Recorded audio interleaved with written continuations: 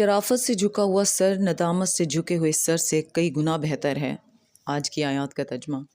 پناہ مانگتی ہوں اللہ کی شیطان مردود سے، شروع اللہ کا نام لے کر جو بڑا مہربان نہایت رحم والا ہے۔ جن لوگوں نے اللہ کے سوا اوروں کو کارساز بنا رکھا ہے، ان کی مثال مکڑی کی سی ہے کہ وہ بھی ایک طرح کا گھر بناتی ہے، اور کچھ شک نہیں کہ تمام گھروں سے کمزور مکڑی کا گھر ہے۔ کاش یہ اس بات کو جانتے۔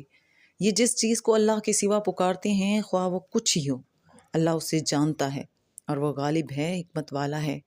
اور یہ مثالیں ہم لوگوں کے سمجھانے کے لیے بیان کرتے ہیں، اور اسے تو اہل دانش ہی سمجھتے ہیں۔